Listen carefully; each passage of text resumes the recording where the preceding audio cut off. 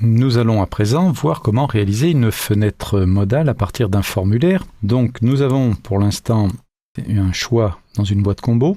Donc là je choisis photo, je clique sur liste des produits de la famille et je vois apparaître uniquement les produits qui m'intéressent. Quand je clique sur ce bouton, eh bien ça se referme et donc je peux aller de l'un à l'autre. Ce que j'aimerais maintenant, c'est que ceci apparaisse à l'intérieur d'une fenêtre. Eh bien pour ce faire, je viens directement en mode création. Je vais double-cliquer sur le petit carré noir là qui est ici.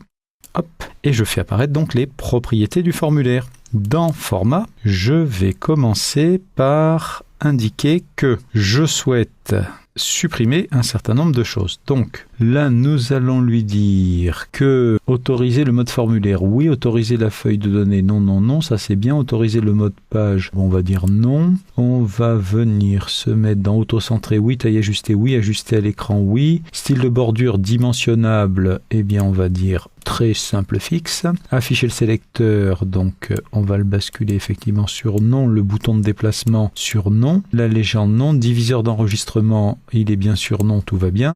Donc ce sont les différents éléments permettant de naviguer d'un enregistrement à l'autre. Une barre de défilement verticale, oui, ça me va bien. Boîte de contrôle, non, non, non. Déplaçable, oui. Voilà. Et est-ce qu'il y a quelque part orientation, police, grille? Voilà, bon, a priori, tout a l'air d'aller bien dans le meilleur des mondes. Là, ça va, je viens dans données, verrouillage, filtrage, tout ça, je l'ai fait. Très bien. Événement, non. Autre, fenêtre indépendante. Fenêtre modale. Oui, c'est une fenêtre modale. Et oui, c'est une fenêtre indépendante. Voilà. Eh bien, grâce donc à l'onglet Autre, j'ai réglé ces deux éléments. Donc, pour récapituler, dans Format, il nous faut retirer le diviseur d'enregistrement, il nous faut retirer les boutons de déplacement, le sélecteur, de telle sorte que on ne soit pas embêté ni avec aussi le bouton fermé, ni avec le bouton min-max. Voilà. Donc je ferme cette boîte, je viens en mode affichage et là je retrouve ma fenêtre et vous voyez qu'il n'y a plus de bouton minimum maximum, il n'y a plus de diviseur d'enregistrement, il n'y a plus rien quoi, j'ai une fenêtre toute bête. Je clique là-dessus, est-ce que je veux enregistrer? Que oui, et on va faire un essai grandeur nature.